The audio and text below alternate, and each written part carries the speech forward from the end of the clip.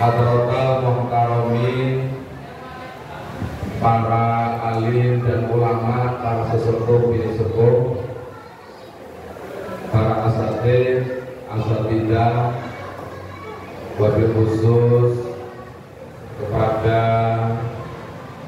saudara saya Ibnu Karim Bapak Rianto selaku Ketua Takmir Masjid Al-Muraqabah beserta seluruh jajarannya, Bapak Ibu hadirin semuanya yang dirahmati Allah Ta'ala. Alhamdulillah, malam hari ini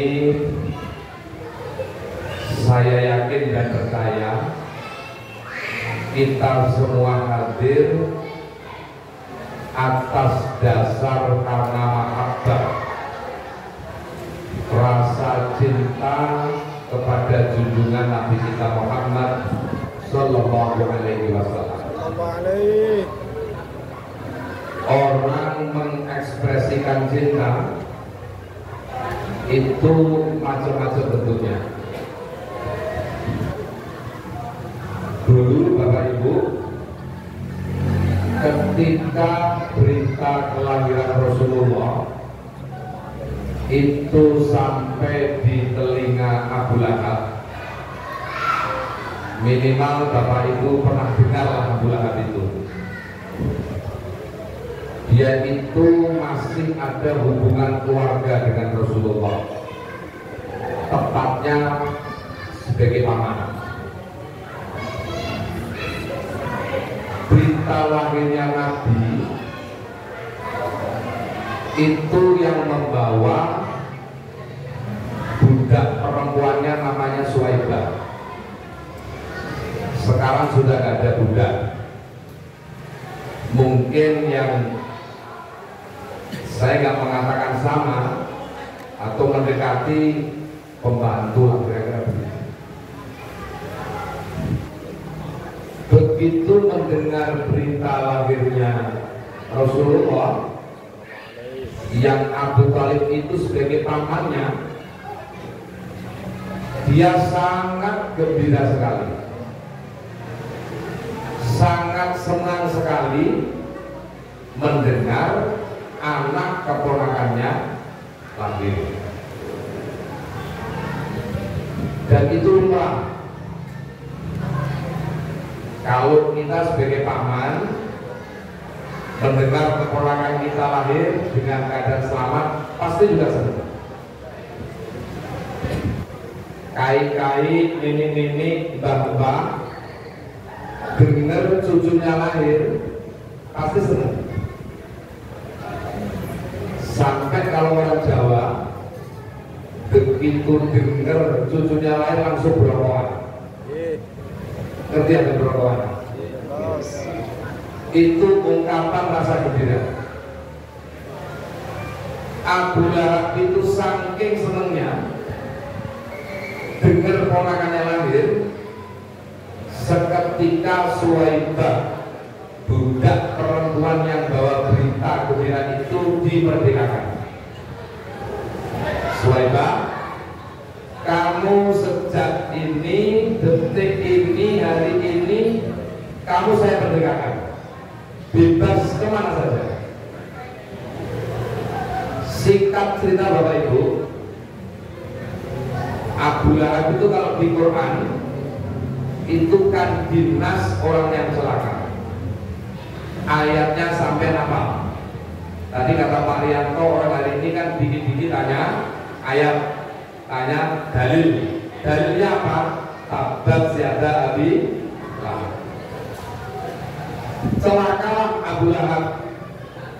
Abu Lahab itu dinas masuk neraka untuk selama-lamanya. Tapi Bapak Ibu, ada tapinya. Kalau hari Senin siksanya Abu Lahab itu dikurangi. Mungkin kalau Selasa, Rabu, Kamis, Jumat, Sabtu, Minggu panasnya pol. Tapi kalau Senin panasnya dikurangi. Kenapa? Baru hari Senin saat lahirnya Rasulullah Sallallahu Alaihi Wasallam, hatinya Abu Lahab senang, hatinya Abu Lahab gembira, hatinya Abu Lahab bahagia, saking senang dan bahagianya sampai-sampai budak perempuannya itu dimerdekakan. Maka sampean tidak usah tanya dalil. Kenapa kalau bulan Maulid ada telur? Ya. Ini ekspresi ungkapan rasa bahagia. Kalau perlu Pak Haji, tahun depan selain telur ini ada kertasnya warna merah yang tulisannya 1000 itu. Ya. Tapi yang rebutan bukan anak-anak, satu-satu sampai ikut rebutan.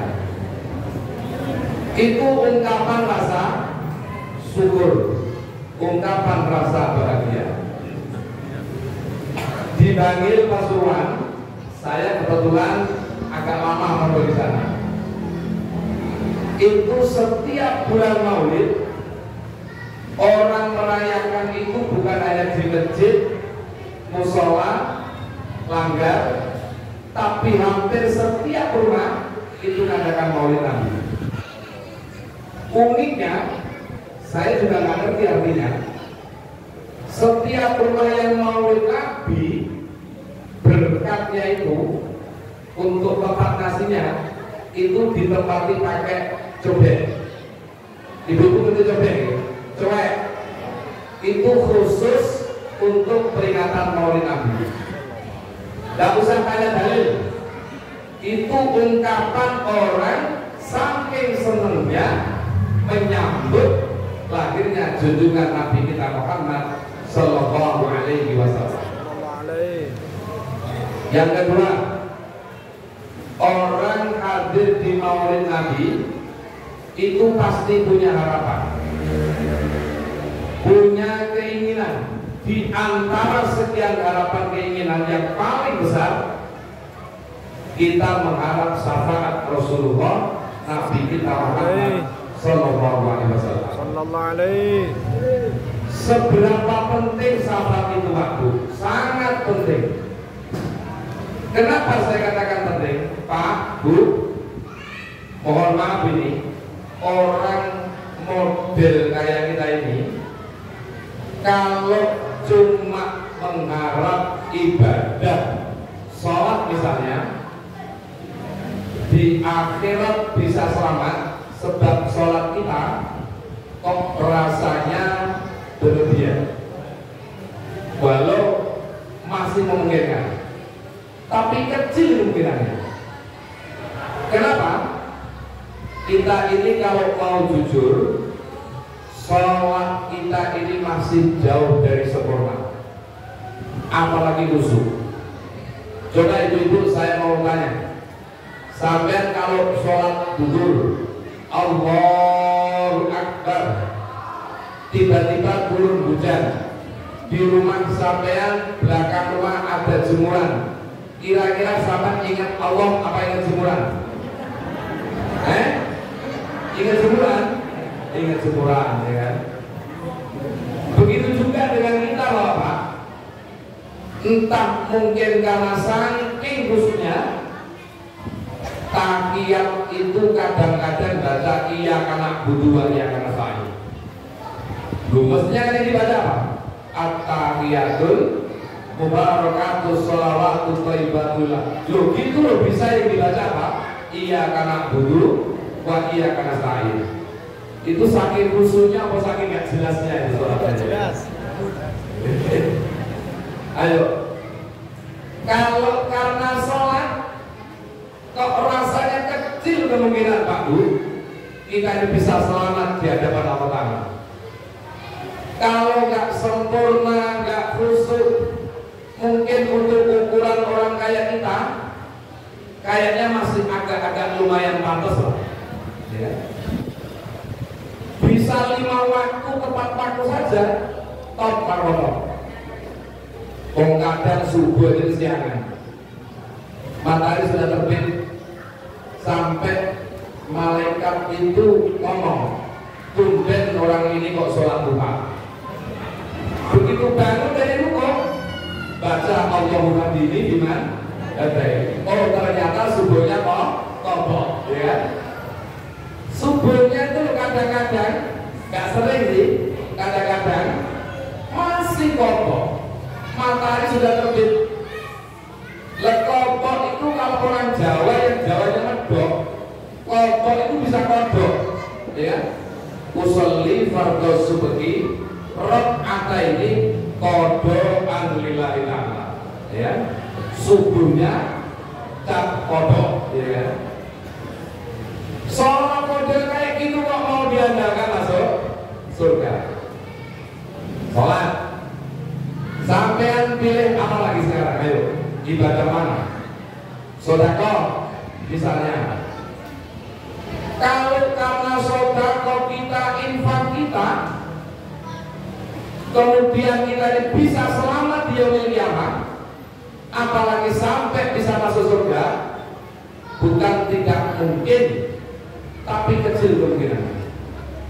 Kenapa? Sedekah kita jauh dari sempurna.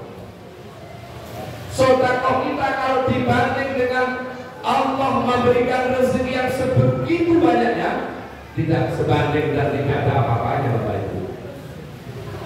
Padahal di Quran Allah berfirman, lan tanalul birra hatta tunfiqu mimma tuhibbu. Kata Allah, kamu tidak akan sampai derajatnya al-birro, orang yang benar-benar baik. Kamu tak bisa dikatakan orang yang baik beneran, kata Allah. Apa?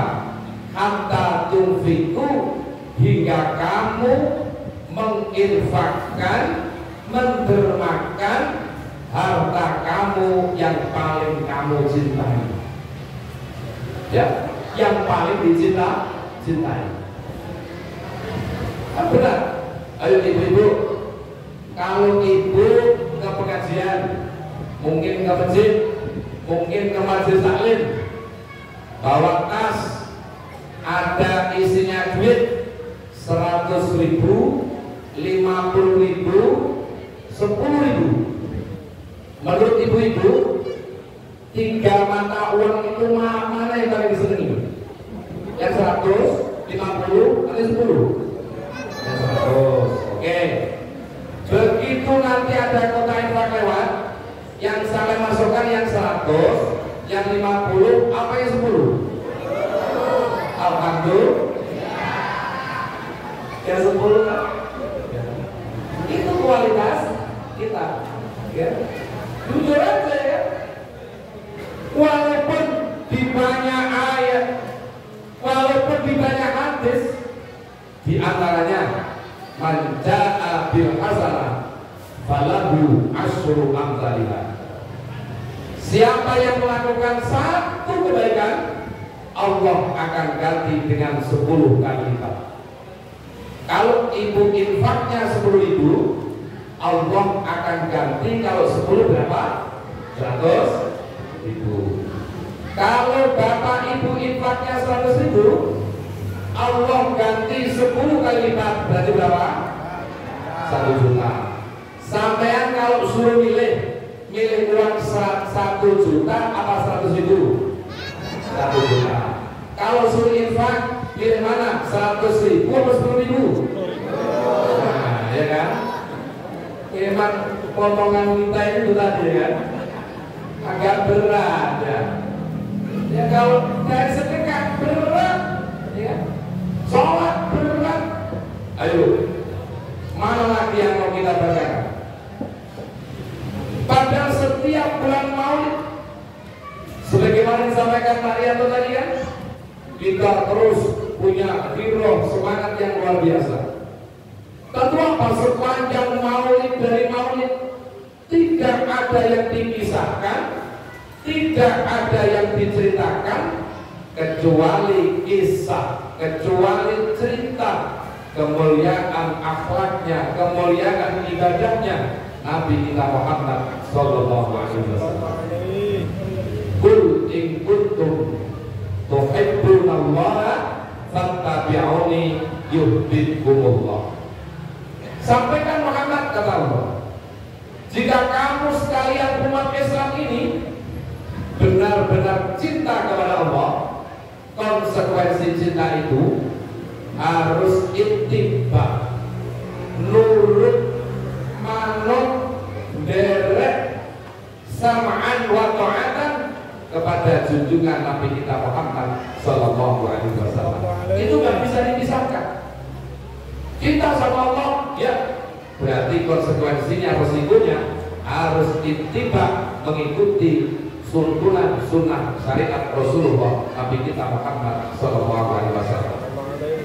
Walhal Bapak Ibu, tuntunannya Nabi, ajarannya Nabi, syariat yang dibawa Nabi, kalau dalam bentuk perintah itu rata-rata umumnya nafsu kita tidak senang. Wes sampean lihat mana saja ya. Rata-rata tuntunannya Nabi, ajarannya Nabi, perintahnya Nabi, kalau dari kacamata nafsu kita itu rata-rata berat. Rata-rata kita nggak senang. Contohnya apa? Saya nggak usah nyontohkan yang sulit-sulit sholat.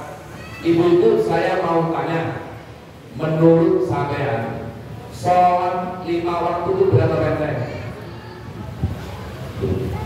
Sampai nggak jawab ini malu apa kantuk? Sholat 5 waktu itu berapa benteng? Ya sebelah sana. Sholat 5 waktu itu berapa benteng?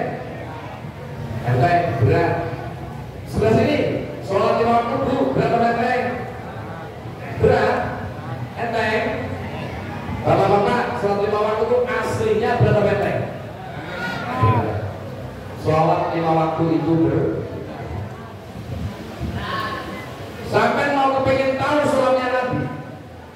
Nabi itu sholat, kedua kakinya itu sampai bengkak.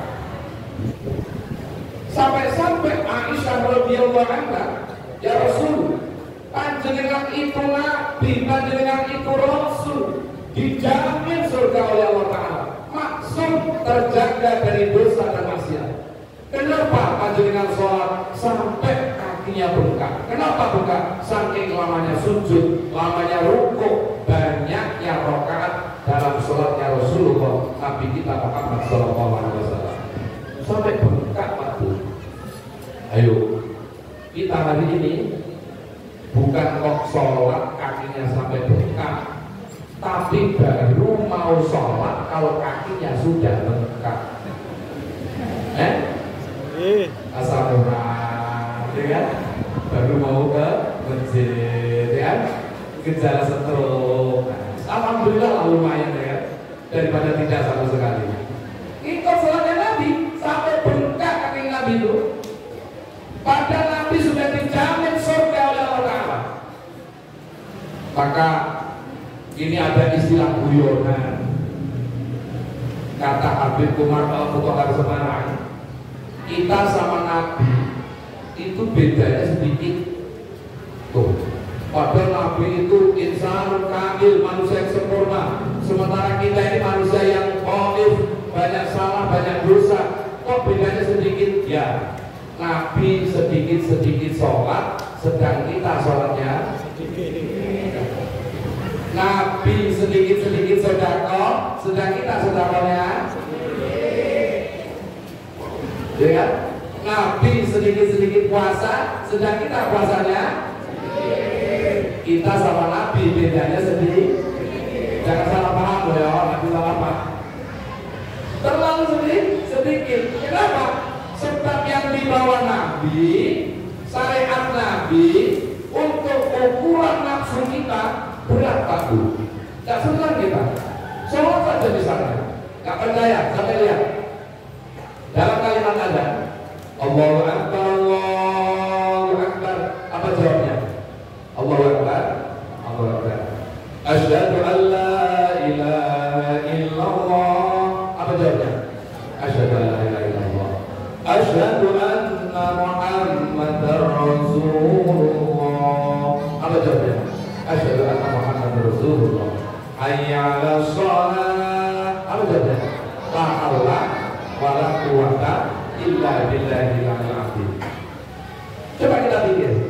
Ketika takbir jawabnya sama, ketika syahadat jawabnya sama. Tapi kenapa begitu sampai hayya 'alas shalah, mari kita sholat, kenapa kok jawabnya enggak sholat begitu? Ya kan? Tapi jawabnya la haula wala quwata. Apa artinya?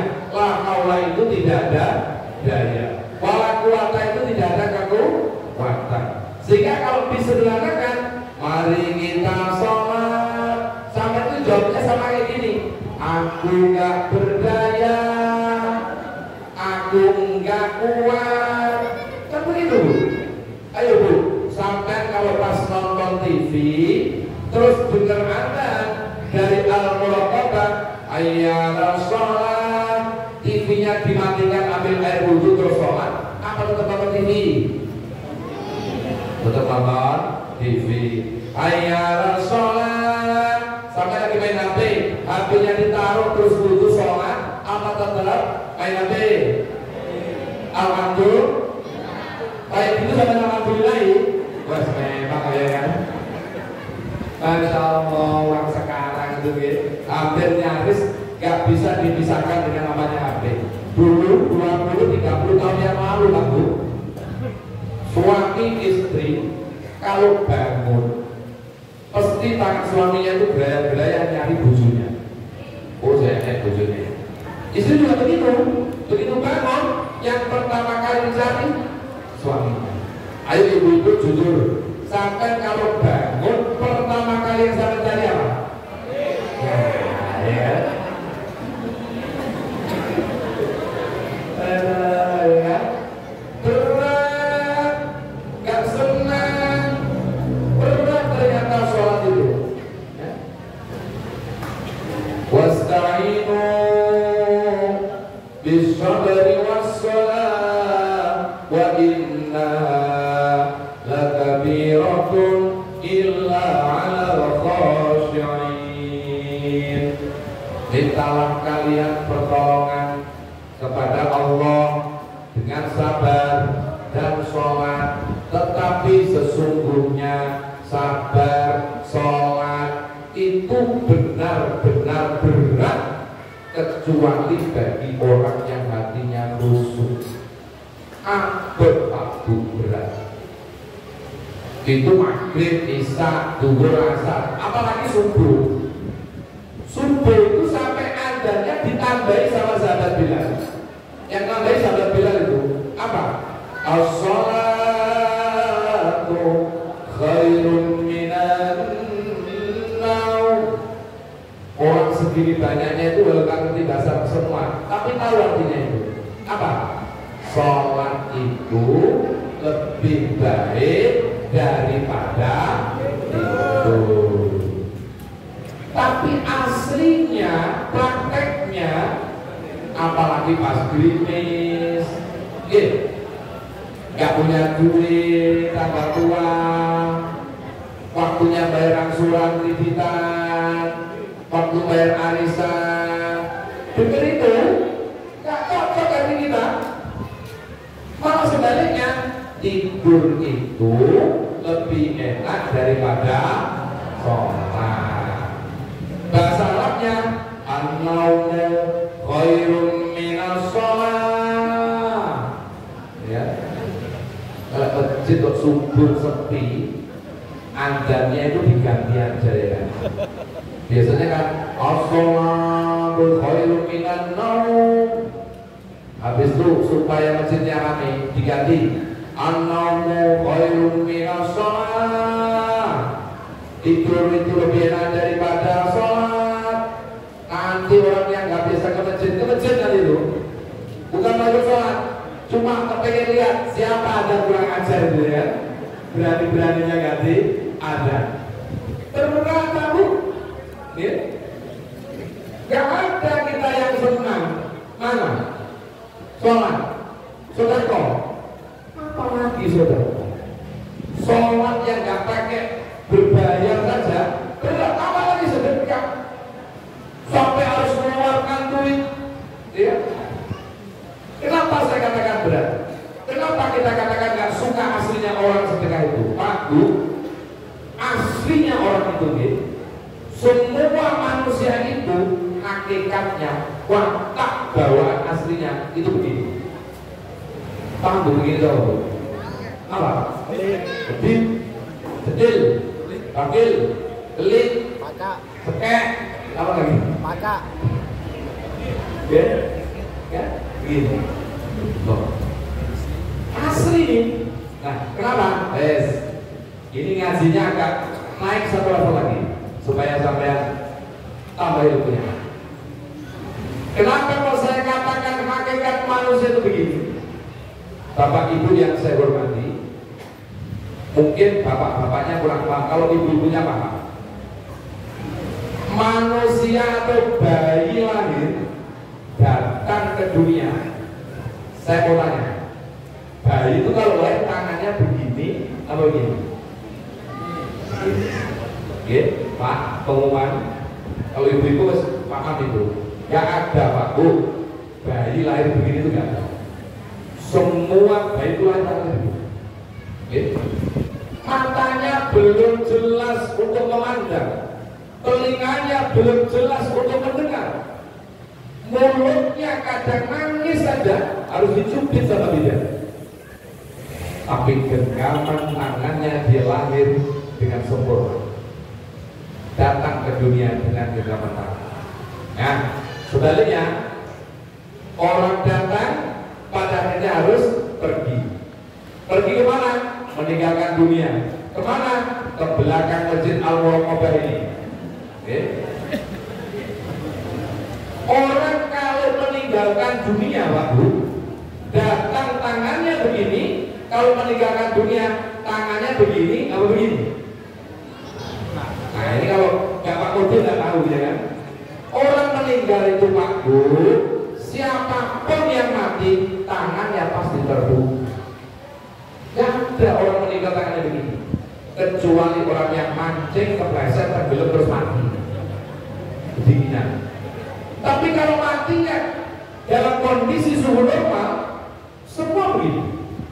Matinya kiai, matinya ustadz, matinya polisi, matinya presiden, semua terbuka tangan. Yang kecil, muda, tua, semua terbuka tangan. Nah, apa jawabannya? Pak Bu, manusia datang ke dunia ini belum ngerti apa-apa, tapi tangannya sudah kasih isyarat. Apa maksudnya? Semua apa yang ada di dunia mau dia pegang, mau dia atas, mau dia ambil. Artinya apa? Aslinya manusia itu punya watak, sikap, serakah, rakus, tidak pernah puas. Contoh yang halus dan ringan.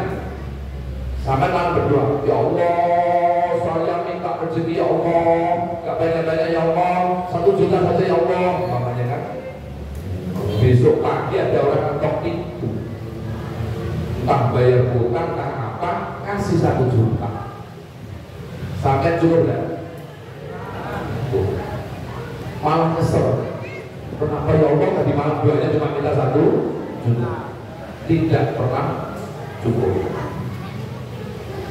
Contoh yang ekstrim, naik satu level lagi. Apa? Koruptor yang ditangkap KPK itu orang kaya, orang miskin. Sampai nggak bayangkan dong gajinya wali kota itu berapa, gajinya DPR itu berapa. Ini Marianto yang paham. Ya. Ini mantan anggota DPR ya kan? Nyalon lagi nanti Pak, nyalon lagi. Oh apa katanya? Jangan kalau ya. Gak ada orang yang ditangkap KPK yang miskin. Andai saja dia tidak korupsi saja, dimakan seumur hidup gak bakal habis hartanya. Dimakan anak-anak cucunya 3 turunan gak akan kekurangan. Yang korupsi itu. Kenapa kemudian kau masih korupsi? Sebab bawaannya manusia itu kalau karena tidak ada iman, tidak ada moral, tidak ada akhlak, tidak ada cahaya dari Allah, dia tidak akan pernah merasa puas dan cukup. Semua menjadikan. Yang kedua, Kalau manusia itu sudah megang, bawaannya nggak kepingin dilepas, dipegang terus. Maka ada obrolan di sana loh, ada Bu Haji. Kenapa? Itu sudah 2 kali haji, tiap tahun umroh. Pokoknya ada 3, rame semuanya. Terus, tapi saya orangnya begini. Apa maksudnya? Saya seperti itu bawaan masa. Padahal dia semua orang kita ini tahu, kalau meninggal orang tangannya terbuka. Arti tangan terbuka apa? Tidak ada satu pun yang bisa dia bawa. Tidak ada satu pun yang bisa dia pertahankan untuk dia bawa ke tempat peristirahatannya terakhir, alias kuburan seperti di belakang tempat kita ini. Kecuali kata Rasulullah, orang yang meninggal itu diantar 3 perkara. 3 perkara itu apa? 1, amal perbuatannya.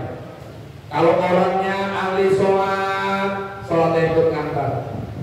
Kalau orangnya ahli tahajud, tahajudnya ikut ngantar. Kalau orang dermawan, dermawannya ikut ngantar. Kalau orangnya sekek, sekeknya itu yang ikut ngantar. Yang pertama. Yang kedua, keluarganya. Kalau suami, istrinya ikut ngantar. Atau istrinya, kalau yang meninggal suami, ngantar ke kubur. Anaknya, adiknya, kakaknya, tetangganya, familinya, kerabatnya ikut ngantar ke kubur. Yang ketiga apa? Yang ketiga harta. Kalau punya mobil, mobilnya ikut ngantar. Kalau mobil nggak punya, motornya ikut ngantar. Motor masih nggak punya, minimal panci, stiker untuk bawa kembang ikut ngantar ke kubur. Kan berita di belakang itu yang sering kita lihat. Begitu orang itu masuk ke liang lahat, 3 perkara ini tinggal 1 yang tetap setia menemani. Apa? Amal-amal perbuatan. Keluarganya pulang kembali ke rumah. Suami walaupun belum pernah janji, apa janjinya? Sehidup semati. Giliran istrinya mati, suaminya kawin lagi. Ya kan? Kawin lagi. Nggak mungkin makan sudi menemani di kuburan. Janji tinggal janji, nggak bakal. Kecuali ada satu cerita ini, Pak Bu. Ada suami istri yang pernah janji sehidup semati untuk menyayangi dan seterusnya. Sampailah suatu saat takdir suaminya itu meninggal dunia. Ya, suaminya meninggal. Sejak suaminya meninggal waktu, oleh karena saking sayangnya, saking cintanya, sang istri itu setiap hari ke kubur suaminya. Bacakan Yasin, bacakan tahlil, mengenko, ya kan? Tidak tahu fakta atau musliman gitu ya.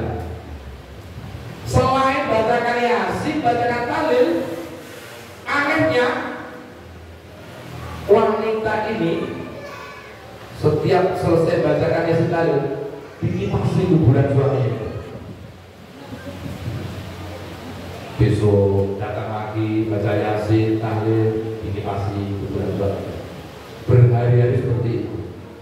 Sampai orang-orang itu pada tanya, kasihan itu enggak itu. Kenapa? Sejak mati suaminya kayaknya agak gimana begitu. Masa kuburan suaminya dipasang. Akhirnya tegur, Pak, sudah Pak, takdir sudah terjadi.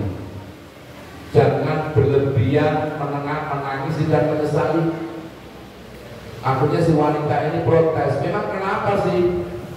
Lu sampai lo sejak ditinggal mati suami, masa sampai kuburan suami dini?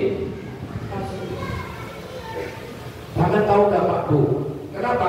Dulu suami saya itu pernah wasiat, Dek, kalau aku mati nanti, kamu jangan nikah lagi sebelum kuburanku nanti kering. Makanya supaya cepat kering, ya. Kalau sampai lihat di belakang itu kalau ada yang dikasih kuburan itu perlu dicurigai ya. Begitu wasiatnya Pak, jangan tinggal lagi sebelum kuburannya. Pulang, keluarganya pulang. Yang nangis sudah mulai berhenti nangisnya. Kok nangis orang mati dulu Pak Bu. Gak semuanya yang datang nangisnya tulus.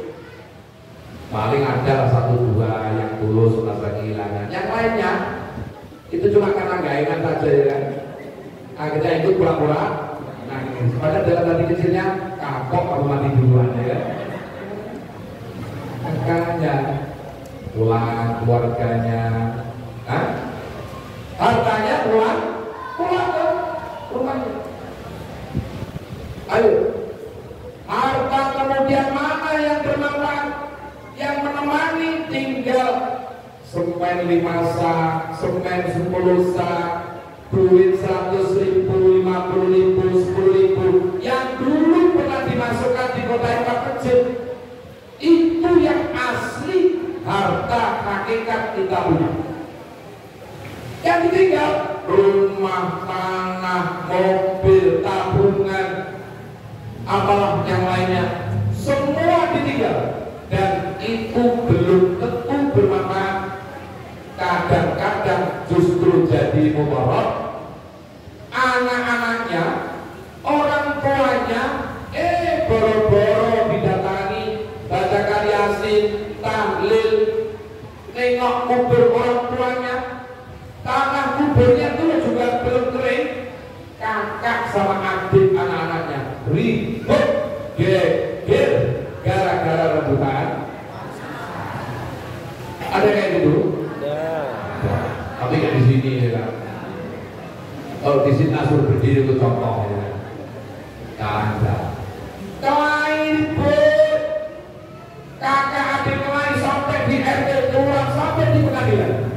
Bapak ibunya menangis di kubur mengharap doa anak-anaknya. Falaulah akhartani ila ajalin qarib fa asaddaqa wa akum minas sholihin.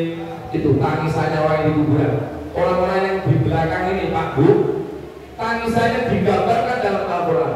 Falaulah akhartani ila ajalin qarib. Ya Allah, andai saja Kau tunda pada sejarah kematianku, atau mungkin bahasa ya Allah, andai kata Kau hidupkan kembali aku ke dunia, fa'asaddaqo, maka sungguh semua harta yang aku tinggal semua akan aku sedekahkan.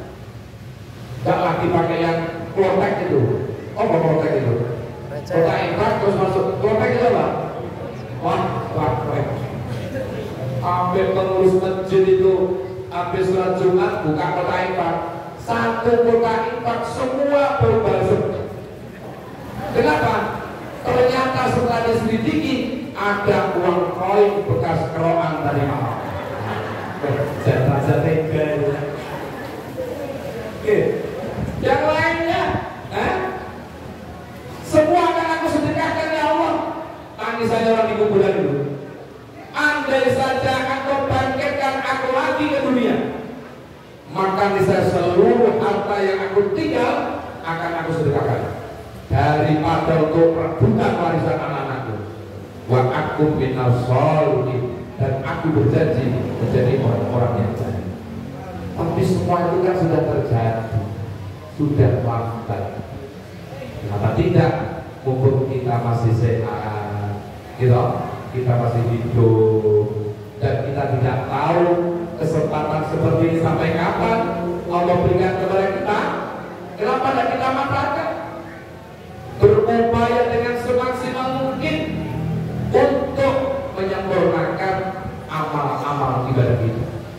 Walau tentu tidak akan pernah sampai mungkin kepada titik sempurna sebagaimana amal ibadah yang dituntut dan diajarkan Rasulullah Sallallahu Alaihi Wasallam.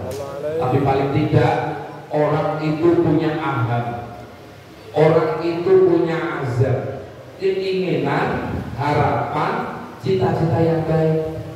Soal bisa melakukan atau tidak, itu persoalan. Kenapa?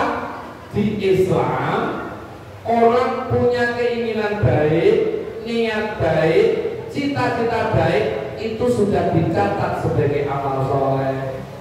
Contoh, Bapak Ibu mau tidur, ya Allah, mudah-mudahan malam ini aku bangun nanti jam 3 mau sholat tahajud. Sampai niat gitu toh dicatat pahala. Tapi sebaliknya umat Rasulullah itu kalau niat buruk, niat jahat, maksiat belum dilakukan, tidak akan dicatat sebagai dosa. Tapi kalau niat baik, ya Allah, mudah-mudahan saya suatu saat diberi rezeki yang banyak, barokah, dan bisa menjadi orang yang dermawan. Kok nggak ada yang amin? Amin. Sampai amin ya kan? Coba tadi aminnya cepet, kaya sampai ya kan? Ya, punya keinginan cita-cita yang baik, harapan keinginan yang baik. Soal nanti terlaksana atau tidak, itu persoalan lain. Yang penting orang itu terus optimis, membangun optimisme di dalam diri kita untuk terus memperbaiki diri kita. Kenapa? Sebab kesempatan itu tidak akan pernah terulang kembali. Kalau bahasanya Imam Ghazali, Bapak Ibu ya, orang itu standarnya usia 40 tahun. Yang dirinya di 40 tahun. Ibu-ibu kayaknya nih sekitar 25-30 kayaknya ya. Ya lebih ya sedikit. Gak ada 40 kan nggak ada ya? Oh nggak ada. Mungkin mata saya yang agak kurang beres berarti kan. Nah, gini. Rasulullah diangkat jadi nabi, rezekinya umur berapa? 40 tahun. Rasulullah nikahnya umur berapa? 25. Logika kita, kalau orang apalagi laki-laki nikah 25 berarti sudah menunjukkan Rasulullah saat itu sudah dewasa. Tapi 25 sekalipun sudah nikah belum diangkat menjadi nabi. Sampai nunggu umur 40 tahun. Apa rahasianya? Begini Pak Bu, umur 40 tahun itu umur usia kemapanan dan kematangan berpikir, sikap dan perilaku seseorang. Nah, kalau ada orang umur 20, 25, 30, 35 kok sudah soleh, sudah sholat, ini orang masih saja ada kemungkinan berubah sampai nanti nunggu 40 atau lebih. Sebaliknya orang itu umur di bawah 40 kok masih muncil, masih nakal, kadang-kadang sholat juga nggak mau. Nah, jangan buru-buru divonis ini orang jahat. Tunggu dulu sampai 40 karena ada kemungkinan di umur 40 ada perubahan. Atau kalau orang sudah 40 tahun ke atas, 41, 45, 50, 56 dan seterusnya, kok ibadahnya sudah mulai baik, rajin ke masjid, 5 waktu, sudah mulai sabar, akhlaknya sudah mulai baik, insya Allah sampai tua dan sampai akhir hayatnya dia dalam keadaan baik dan husnul khotimah. Kalau sudah 40 tahun ke atas. Tapi kalau 40 tahun ke atas, 45, 50, 55 masih muncul, masih kemenyet, masih kelelet, masih gak karu-karuan akhlaknya, sholat males, ke masjid belas, Pak, Bu, orang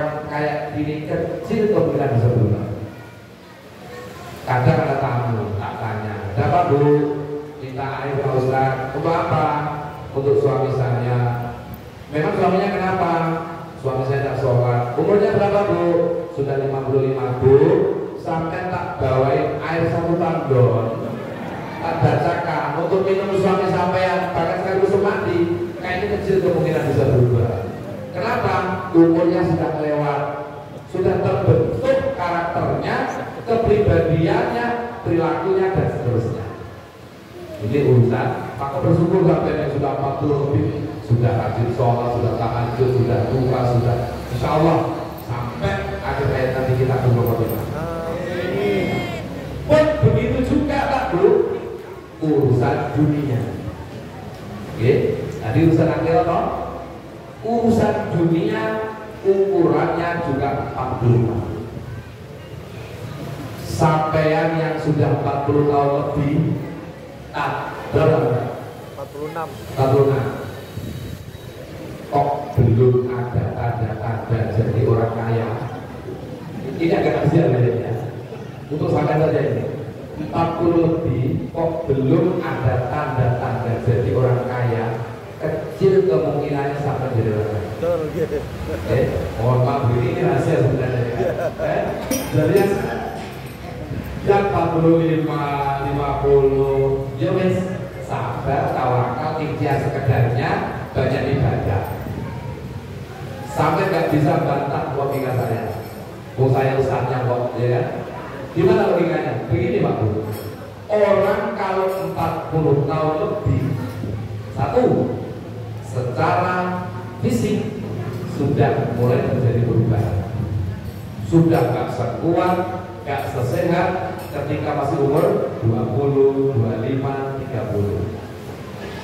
Waktu masih umur 20 Pak Bu, malam pulang naik motor kehujanan, sampai rumah dari baju minum teh panas sembuh.